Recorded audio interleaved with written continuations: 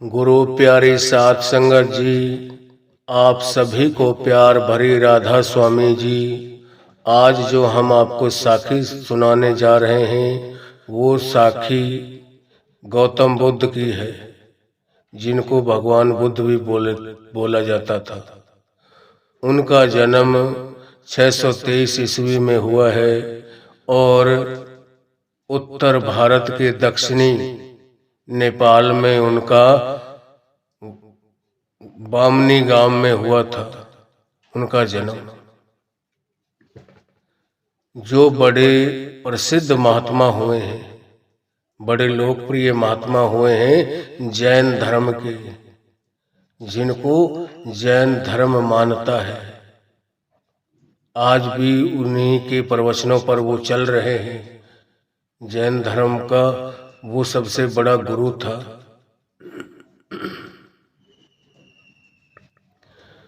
तो आज उसके बारे में हम बताएंगे कि जो गौतम बुद्ध था वो पिछले जन्म में क्या था। इतिहासों में बताया जाता है कि पिछले जन्म उसका जो था वो एक हाथी का रूप में था। उनको पिछले जन्म का जो शरीर मिला हुआ था, यह शरीर रूपी पिंजरा, वो एक हाथी में के रूप में था। और हाथी जंगल में रहते हैं। वो हाथी जंगल में था और उस जंगल में आग लग चुकी थी। जब आग लग गई, चारों तरफ से आग ने घेर लिया, हाथी खड़ा रहा। हाथी जहाँ खड़ा होता है अपने पैरों को आराम देता है, तो कभी अपने 3 पैरों पे खड़ा रहता है, एक पैर को थोड़ा ऊपर उठा लेता है, दोनों अगले पैरों को इस तरीके से आराम देता है, एक दाईं साइड का पहले, फिर बाईं साइड के पैर को, फिर पीछे के दोनों पैरों को एक पैर अधर कर लेगा, दूसरे 3 पैरों पे अपना वजन रखता है, फिर पिछला जो दूसरा पैर है उसको थोड़ा अधर कर लेता है। तो जो जंगल में वो हाथी खड़ा हुआ था, आग लग गई थी सब जगह, इधर उधर से जितने घास फूस था, जंगल के पेड़ पौधे, झाड़ी वगैरह सब जल गई थी। उस जंगल के अंदर किसी खरगोश के बच्चे थे और एक खरगोश का बच्चा, जैसे उसने थोड़ा सा पैर अधर किया हुआ था, उस पैर के नीचे उसके छिप गए थे अपनी जान बचाने के लिए, कि आग की लपटों से, आग की चपेट से मैं बच सकूं और इधर उधर कहीं जगह नहीं है अपने सर छिपाने की, अपनी जान को बचाने की। तो हाथी ने जब नीचे की तरफ थोड़ा वजन देने की सोची, तो उसको बहुत नरम कोई जान वाली, कि भाई कोई जीव है, कोई छोटा मोटा मेरे पैर के नीचे, अगर मैं इस पैर को ज्यादा वजन देता हूं तो वो दब के मर जाएगा। हाथी चाहता तो अपनी उस आग से थोड़ी बहुत उसको लपटें लगती आग की, मगर जान से नहीं मरता, वो बच सकता था। मगर उसने सोचा कि इस छोटे से जीव ने मेरी शरण ली है, मेरा आसरा तका है इसने, कि भाई मैं इसके सहारे से ही बच सकता हूँ। क्यों, हाथी के जो पैर की चौड़ाई होती है वो सबसे बड़े पैर होता है उसका। इतने और कितने भी जीव है, इतना बड़ा, इतने चौड़ाई का पैर और किसी जीव का नहीं होता। अब वो खरगोश का बच्चा उसके पैर के नीचे, उसने थोड़ा सा पैर अधर किया हुआ था और उसके नीचे छिप कर बैठा हुआ था। अब हाथी को जब महसूस हुआ कि कोई मेरे पैर के नीचे कोई जीव है, अगर इस यहाँ से हटता हूँ वो जल के मर जाएगा, या उसके पर वजन देता हूँ फिर भी वो मरेगा। हाथी बेचारा उस खरगोश के बच्चे के ऊपर दया करके, कि भाई इसने मेरा वोट तकी है, आसरा तका है, मेरा इसने सहारा लिया है, तो मेरा भी कुछ फर्ज बनता है कि इसकी मैं रक्षा करूं, इसका मैं बचाव करूं। और उसने वहीं का वहीं खड़ा रहा काफी जितने उसके आइड साइड झुंड झाड़ थे, घास फूस था, सब जल गया। हाथी को बहुत आग की लपटें लगी, हवा के झोंके से उसको उसका शरीर जल गया पूरा। मगर हाथी ने सोचा कि अगर मैं तो जल जाऊं कोई बात नहीं, ये शरीर तो एक दिन खत्म होना है, मगर ये मेरे जिसने मेरी शरण ली है, जिसने मेरे को अपना सहारा बनाया है, जैसे डूबते को एक तिनके का सहारा होता है, और इसने मेरे को अपना सहारा बनाया है, इसकी जान को खतरा नहीं होना चाहिए। मैं चाहे इसके बदले चला जाऊं कोई बात नहीं। तो उस हाथी ने उस खरगोश के बच्चे पर जो दया की थी, वो आग जब बुझ गई थी, सब कुछ जल गया, हाथी वहीं का वहीं खड़ा रहा, और वो छोटा सा खरगोश का बच्चा उसके पैर के नीचे ही बैठा रहा छिप के।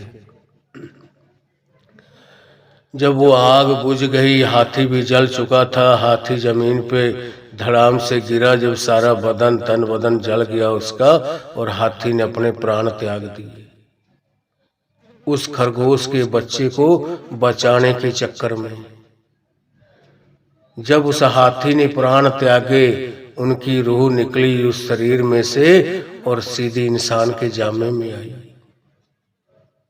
जो इतनी दया करने के बावजूद उसको सीधा परमात्मा ने इंसान की जूनी में भेज दिया, और वो इतना दयालु बनाकर भेजा, इतनी बड़ी ऊंची पदवी का इतना संत महात्मा, उसको उसने दुनिया को तारा, दुनिया को उसने सीधे रास्ते पर लगाया, भटके हुओं को राह दिखाई उसने। आज भी कितना जैन धर्म चल रहा है, ये वहीं से गद्दी इनकी चली हुई है जैन धर्म वालों की। आज तक भी ये उसी को अपना इष्ट मानते हैं, उसी की सेवा में, उसी का सब कुछ उसी के उसमें ध्यान मगन में रहते हैं। तो जो किसी की शरण लेता है, उसका फर्ज भी बनता है कि उसको अपने जी जान की बाजी लगाकर उसकी जान को बचाए। जो किसी को बचाता है ना, मालिक पता नहीं कितनी बड़ी दया मेहर उसके ऊपर भी करता है, उसको भी कितने बड़े किसी कर्म से बचा लेता है। अगर आज किसी के पीछे कोई दुश्मन लगा हुआ है मारने के लिए, और वो हमारे घर में घुस गया है और हमसे हाथ जोड़ने लगा, हमारे पैरों में गिर पड़ा, कहने लगा कि अंकल मेरे को बचा लो, ये पीछे मेरे मारने वाले हैं, दुश्मन हैं मेरे, उनके हाथ में तलवार है, मेरे को काट देंगे। तो हमारा भी कुछ फर्ज बनता है, जो हमारे घर पे आ गया, हमारा आसरा तक के कि ये मेरी जान को बचा सकते हैं। हमारा भी फर्ज बनता है कि चाहे उसने कोई भी कर्म कर दिया, कुछ भी हो गया उससे, हमको उसी वक्त उसके हवाले उस इंसान को नहीं कर देना चाहिए। हमारा फर्ज तो ये है, ठीक है भाई इसने कुछ भी किया है, मैं अपने घर पे इसको हाथ नहीं लगाने दूंगा, मैं इसको इसके घर पे पहुंचाऊंगा, इसके बाद में चाहे ये तेरे को मारे या तो इसको मार, मेरी कोई जिम्मेवारी नहीं है। मगर आज ये मेरे घर में बड़ा है, मेरे आगे रोया है, गिड़गिड़ाया है, मेरा भी कुछ इंसानियत के नाते फर्ज बनता है कि मैं इसकी रक्षा करूं। हर एक जीव का फर्ज है ये। जैसा कि हम कहानी में सुनते हैं, एक राजा था कोई, और वो अपनी कचहरी में बैठा हुआ था। उधर एक शिकारी ने अपना जाल लगाया हुआ था, उसमें एक तीतर फंसा, वो छोटा हल्का जाल था, उसको लेकर ही उड़ गया वो। मगर उस शिकारी को पता था कि ये जहां बैठेगा किसी झाड़ी से अलझ जाएगा, या पेड़ में बैठेगा वहीं लटक जाएगा, ये मेरे काबू आ जाएगा, और वो उसी के पीछे दौड़ता रहा। वो जो तीतर था, वो राजा अपनी कचहरी में बैठा था, अपनी सभा कर रहा था, अपने नगरवासियों के जो दुख दर्द थे, जो बेचारे गरीबी से जूझ रहे थे, किसी को खाने की आटे दाने की जरूरत थी, किसी को कुछ, राजा के पास जाते थे। जितना राजा के पास मदद होती थी वो राजा उनकी करते थे। जब वो राजा बैठा हुआ था अपने सिंहासन पे, तो वो सारी प्रजा उसके नीचे बैठी हुई थी, उसकी बातें सुन रही थी। वो सबका नंबर वाइज बात सुन रहा था। कोई किसी गांव से आया था, कोई किसी गांव से। मगर इतने में ही वो तीतर जो था, जाल जिसको पैरों में उलझा हुआ था, पैर उसके फंसे हुए थे, और वो आकर उस राजा की झोली में गिर गया। राजा की झोली में आकर गिरा उनके आगे, और राजा ने उसको छिपा लिया। पीछे से ही वो शिकारी दौड़ता हुआ आ रहा था। वो आकर राजा से कहने लगा कि राजा, ये तीतर मेरा है। मैं सुबह से अपने जाल को लगाकर बैठा हूँ, अब यह पहला शिकार लगा है मेरा, और ये मेरे जाल को लेके उड़कर आ गया है, और ये आप मेरे को तीतर दे दो। राजा ने कहा कि भाई, ये पीछे भी कहीं गिर सकता था, पीछे भी कहीं किसी पेड़ में, कहीं जमीन पे कहीं बैठ सकता था। अगर वहां पीछे मारा जाता मेरी कोई जिम्मेवारी नहीं थी, मगर अब ये मेरी झोली में आकर गिरा है, मेरी इसने शरण ली है, मेरा भी फर्ज बनता है भाई, अब मैं नहीं आपको दे सकता। तो काफी उस शिकारी ने मिन्नतें की राजा से, काफी वो नाराज भी होने लगा कि राजा जी, मैं सुबह से परेशान हूँ, यही शिकार, एक छोटी सी शिकार मेरे हाथ लगी है, और ये आप मेरे को दे नहीं रहे। आप कहते हो कि मैं इसको जंगल में ही छोड़ूंगा।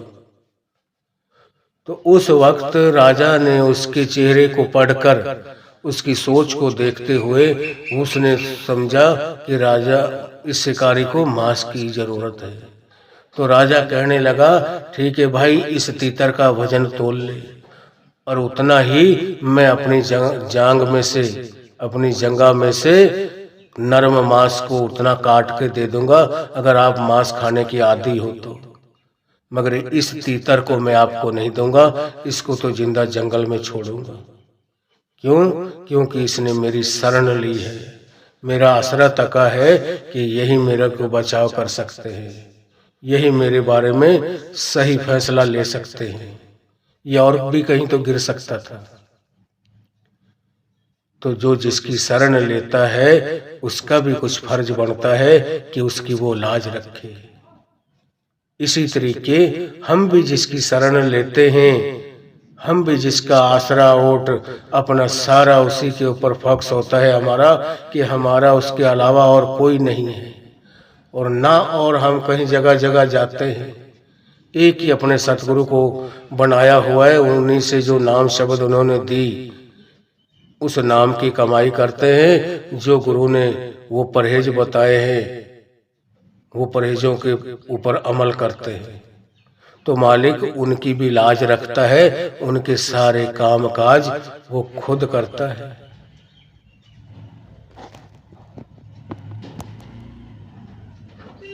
मालिक कभी उसके काम को रुकने नहीं देता, किसी भी काम को।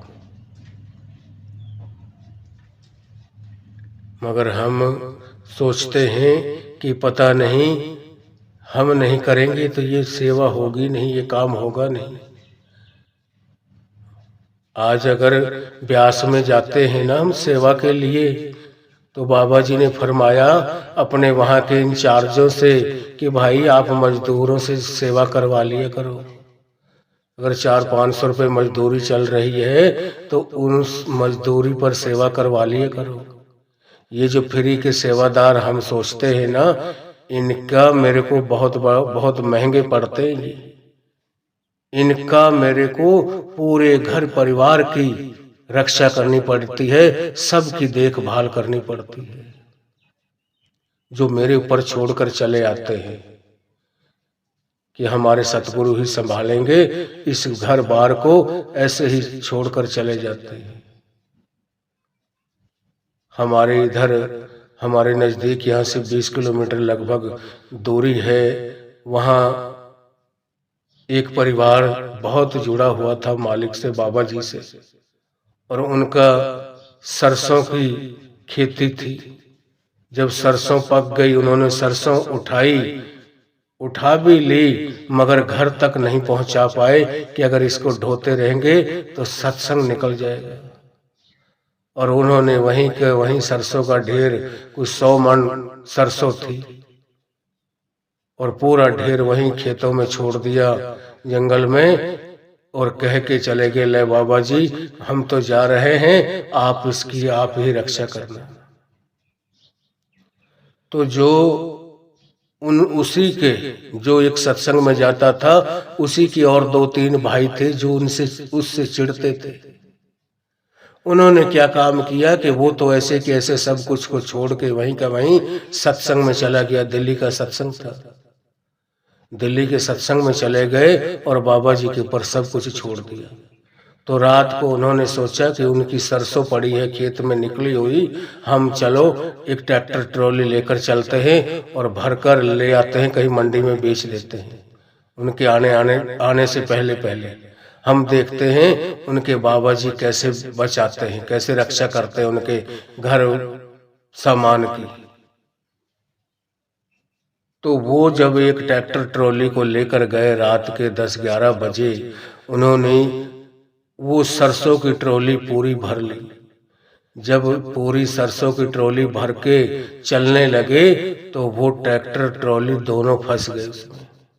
बड़ी कोशिश करी उन्होंने, बड़े जतन करे, मगर वो ट्रॉली के भी पहिए नीचे जमीन में धंस गए और ट्रैक्टर के भी।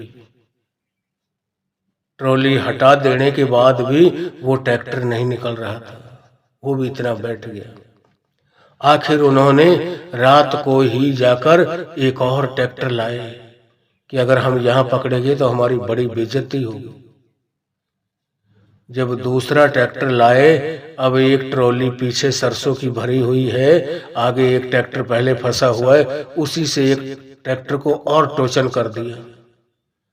जब फिर जोर लगाया, वो ट्रैक्टर भी फंस गया। अब 2 ट्रैक्टर फंसे हुए हैं। एक ट्रैक्टर ट्रॉली जिसमें कम से कम 100 मन गेहूं नहीं सरसों थी, सरसों को निकाल कर ऐसे खेत में चले गए थे बाबा जी के ऊपर छोड़कर। जब वो दोनों ट्रैक्टर फंस गए, दोनों नहीं निकल रहे थे, अब रात में उनको बड़ी परेशानी हो गई, बड़ी दिक्कत हो गई कि ये क्या हो गया, क्या मालिक की मौज है। वो बाबा जी थोड़ी उनको निकलने देते, जिन्होंने सब कुछ उसके ऊपर सौंप कर चले गए कि लो बाबा जी अब हमारे पास तो वक्त नहीं है, इसको अगर सरसों को घर ढोते रहे तो इतने सत्संग निकल जाएगा, हम तो आकर ही सरसों को संगवाएंगे, इसकी रखवाली इसकी देखभाल आप ही हो करने वाले। तो रात में उन्होंने क्या काम किया, एक और ट्रैक्टर लाए, तीसरा ट्रैक्टर। रात में 3 ट्रैक्टर ले आए और तीसरे ट्रैक्टर को भी आगे से टोचन किया उनके साथ। वो ट्रैक्टर भी जोर जैसे लगाया। 2 ट्रैक्टर पहले फंसे हुए थे, एक ट्रॉली सरसों की भरी हुई वो भी धसी हुई थी जमीन में, और तीसरा जब ट्रैक्टर लाए तो वो भी बैठ गया। अब 3 ट्रैक्टर आगे पीछे टोचन हुए खड़े थे और एक ट्रॉली सरसों की भरी हुई।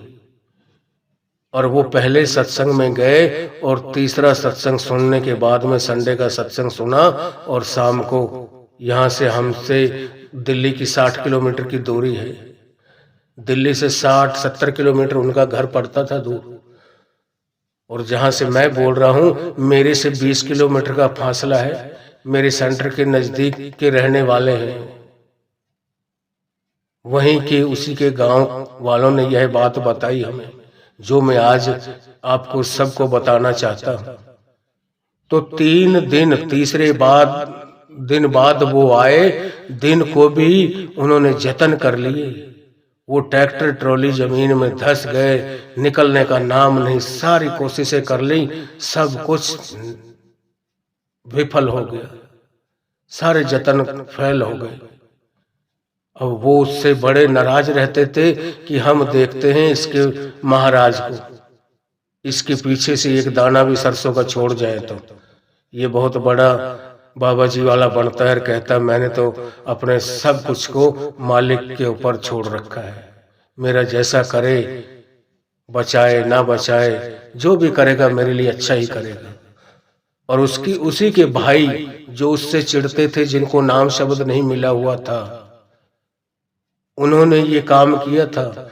जब 3 दिनों के बाद में वो घर गए तो वो ट्रैक्टर बाहर खेत में जाते हैं कि चलो अपना चल के अब सरसों लाते हैं।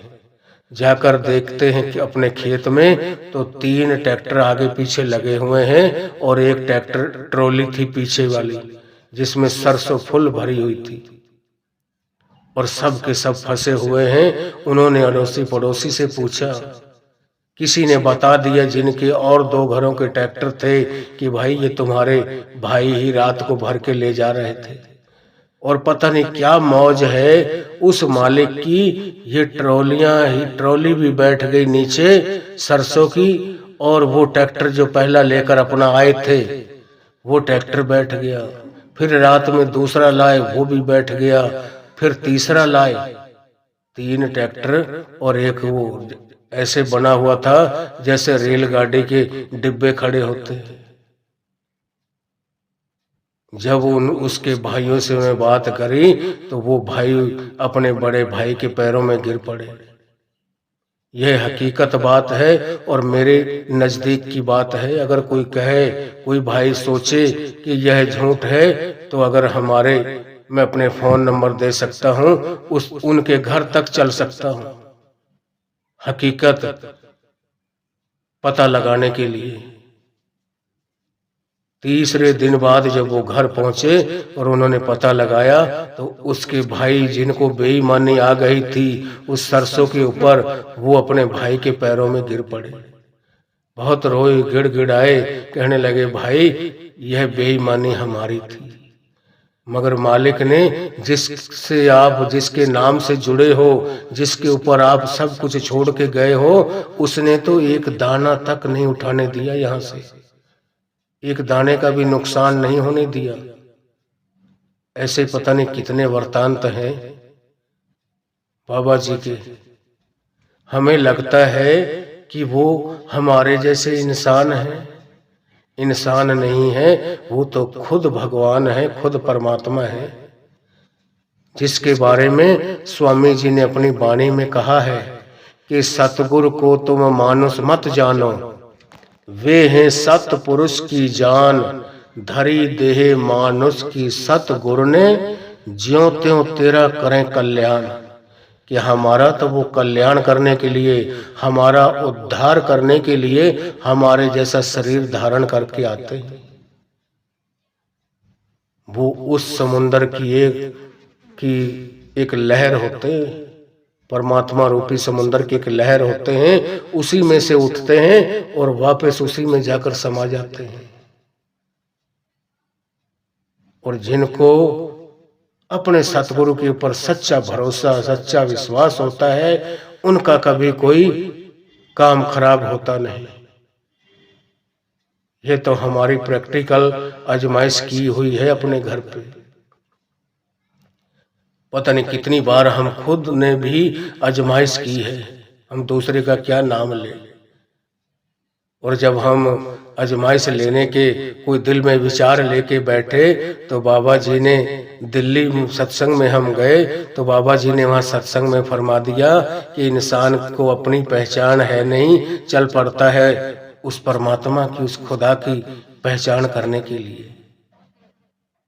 अरे अपने आप के अंदर झांक के देखो, कभी अपने आप की पहचान करो कि हम क्या हैं। और हम पहचान उस सतगुरु की करने जा रहे हैं कि वो पूर्ण है या नहीं है, कैसा है। हमारा तो वहीं शर्म से सर नीचे की तरफ झुक जाता है कि क्या मालिक पता नहीं उसको, वो तो हमारी रग रग की वाकिफकार है। बाबा जी सत्संगों में फरमाते हैं कि सब जानता है वो सतगुरु।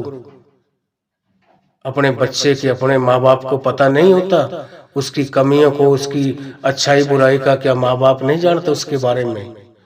यह नहीं कि वो दुनिया में ढिंडोरा नहीं पिटवाते, दुनिया के आगे अपनी औलाद की बदनामी नहीं करते, तो ये इसका मतलब ये भी नहीं कि वो माँ बाप जानते नहीं है। अपनी औलाद का, अपने बच्चों का सबको पता होता है। इसीलिए हमारे बाबा जी सत्संग में फरमाते हैं कि ओ ਤੁਹਾਡੀ रग रख दा वाकिफकार है, तुसी किन्ने डूंगे पानी दे विच हो। आप कितने औंधे पानी में हो, वो तो तुम्हारी रग रग से वाकिफ है। मगर आज ये भी मत सोचे कि हमने आज तक सबकी कमियों को एक एक को गिना कर नहीं बताया कि तू अब ये काम करके आया है, अब ये करने जा रहा है, आपके अंदर ये कमियां हैं। इसका ये मतलब नहीं हमें बताते नहीं तो सतगुरु जानते ही नहीं है, मगर वो दया के सागर हैं, दया करने ही आते हैं। माँ बाप कभी भी अपने बच्चे की गलतियों को उछालते नहीं है बाहर, दुनिया में ढिंढोरा नहीं पिटवाते। अगर गलती भी कर रहा है अपना कोई बेटा बेटी, उसको भी माँ बाप का फर्ज है वो अंदर बैठा के अकेले को कमरे में समझाएगा कि बेटा गलत काम मत कर, अपने बाप की इज्जत की तरफ देख, उसको दाग लगता है। उंगली तुम्हारे बाप की तरफ उठेगी कि जिसकी ये औलाद है इसका माँ बाप भी ऐसे ही होंगे। कितनी बड़ी बात है जो हमारे सतगुरु हमें कह देते हैं सत्संगों में, और सत्संग में हर चीज का हमें जवाब मिल जाता है जो हमारे मन में चल रही होती है। कोई भी आज कोई नया जीव भी अपने मन में कोई बात कोई चीज लेके चला जाए, उस चीज का उस बात का बाबा जी सत्संग फरमाते फरमाते उसके सवाल का जवाब दे देते हैं। बाद में वो कहता है वो भाई कि भाई बाबा जी मेरे एक बात कई दिनों से घूम रही थी मन ही मन में, मैंने किसी से कहा नहीं, मगर आज वो बाबा जी ने सत्संग में मेरे को उसका उत्तर दे दिया। उसका जो निचोड़ था, अंश था, जो बात थी मेरे अंदर खटक रही थी, उसका उस सवाल का मेरे को जवाब मिल गया। आज क्या नहीं जानते हो, वो घट घट की जानने वाले हैं। इसीलिए जितने संत महात्मा हमारे जैसे बनकर आए हैं ना, वो आम इंसान नहीं थे। कबीर साहब है, गुरु नानक है, राम है, श्री कृष्ण है, जितने अवतार हुए हैं, या बाकी गुरु रविदास है, या संत नामदेव है, संत तुकाराम है, जितने भी ये बड़े बड़े मालिक के प्यारे कितनों का जब से सतयुग से जब से यह धरती आसमान बनी है, जिस दिन से यह रूह उस सचखंड से सतलोक से यहाँ इस महातलोक में आई है, उसी दिन से संत भी हमारे पीछे पीछे आ गए हैं, हमको अपने साथ जोड़कर वापस ले जाने के लिए, अपने निज घर वापस पहुंचाने की उन्होंने जिम्मेवारी ली है। क्यों? क्योंकि जो रूहें उस दिन रो रही थी, जिनको परमात्मा इस महातलोक में भेजता है, वो नहीं चाहती थी यहाँ आना, और उनको बड़ा दुख हो रहा था कि मालिक हमें अपने आप से दूर मत कर। मगर उनको भी उस परमात्मा ने कहा कि बेटा आप एक दफा जाओ, उस दुनिया के भी देखो, ऐसो इसरत वहां के भी रंग तमाशे देखो, और तुम्हारे अंदर मेरे से मिलने की अगर सच्ची तड़फ जागेगी ना, तो मैं तुम्हारे को वापस लेने के लिए भी आऊंगा। आप चलो, मैं तुम्हारे पीछे पीछे ही आ रहा हूं। संत उसी दिन से, जिस दिन से ये रूह ये आत्माएं इस महातलोक पे आई हैं, इस धरती पर आई हैं, उसी दिन से संत भी हमारे पीछे पीछे ही हमें वापस अपना वो निज घर, वो रास्ता बताने के लिए आ गए हैं कि आपके पास अब ये युक्ति, ये तरीका है, इस तरीके से भजन बंदगी करें और आप सीधे परमात्मा में उस अकाल पुरुष में मिल जाएंगे, उस सतलोक के वासी बन जाएंगे जहां से यह रूह आई है। जब तक हमें अपना असल घर नहीं हम पहुंचेंगे, तब तक हम दुख पाते ही रहेंगे। आज हम समझते हैं 33 करोड़ दैव देवता हुए हैं, क्या वो सुखी हैं? वो इंसान की जूनी के लिए वो भी तरस रहे हैं, उनको भी काल ने भटका दिया है। उनसे कहा कि भाई आप कहाँ जा रहे हो, आपको मैं ऐसी ताकत दूंगा, आप किसी को राख की चुटकी दे दोगे, आपका नाम होगा, करने वाला तो मैं हूं, आप सेवा करो हमारी। किसी को बेटा नहीं, बच्चे नहीं है किसी के, किसी को हारी बीमारी है, किसी के ऊपर कोई ऊपरी हवा है, कुछ भी है, वो सारे काम करने वाले हम हैं, मगर आप आगे मत जाओ। काल ने जगत अजब भरमाया, भ्रमों में भ्रमित कर दिया रूहों को, जो आज तक भी वो बेचारे वो भी बैठे हुए हैं त्रिलोकी में, जिसके बारे में संत कबीर साहब ने अपनी वाणी में फरमाया है। उसने कहा है, गुर सेवा ते भक्त कमाई, तब यह मानस देही पाई, इस देही को सिमरा देव, सो देही भजहर की सेव। कि गुरु की सेवा करी और हमने भक्ति की है, गुरु सेवा ते भक्त कमाई, तब यह मानस देही पाई, तब यह हमें मानस की देही मिलती है। इस देही को सिमरे देव, कि जितने भी 33 करोड़ दई देवता हुए हैं, वो भी आज रात दिन पुकारें, रात दिन अरदासें मालिक के आगे करते हैं कि मालिक आप हमें एक मौका और दे दो, हमसे गलती होगी, हम किसी के चक्कर में किसी की बातों में आ गए और उसने हमें छल लिया है। आज हम यहाँ बीच में लटके हुए हैं, न इस महतलोक पे हैं, न उस सतलोक में हैं, बीच में त्रिलोकी में अटके हुए हैं। इसलिए वो दोबारे इंसानी जूनी को तरस रहे हैं, इंसान का जामा मांग रहे हैं उस परमात्मा से, मगर वो भी कोई वक्त आएगा जिस दिन उनको दोबारा मौका दिया जाएगा। और एक इंसान क्या काम कर रहा है, आज जिसके पास सारी ताकत होते हुए इस महतलोक में बैठा हुआ उस सतलोक तक पहुंच सकता है, मगर ये उनके चक्कर में पड़ गया, धन दौलत के पीछे पड़ गया, बेटे बेटियों के दुनिया की मौज मस्ती के चक्कर में। वो तो बेचारे आप अटके हुए हैं रास्ते में। आज हम जिसकी भक्ति करते हैं, जिसका नाम लेते हैं, भाई वो वहीं तक तो पहुंचा सकता है जहां तक वो खुद गया है। आज मैंने कभी दिल्ली ब्यास नहीं मैं गया हूँ, मैं कहीं और कोई दूरी अमेरिका अफ्रीका मैं कभी नहीं गया हूँ, मेरे को पता भी नहीं कहाँ से कैसे कैसे गया जाता है, मैं किसी नए जीव को कैसे ले जाऊंगा वहां। ऐसे खुद भी डूबते हैं और अपने शिष्य को भी डबोते हैं। हमें किसी पूर्ण संत महात्मा की खोज करनी चाहिए, जो वो खुद भी उसमें एकमेक हुए होते हैं, हमें भी वहां तक पहुंचाने की ताकत रखते हैं।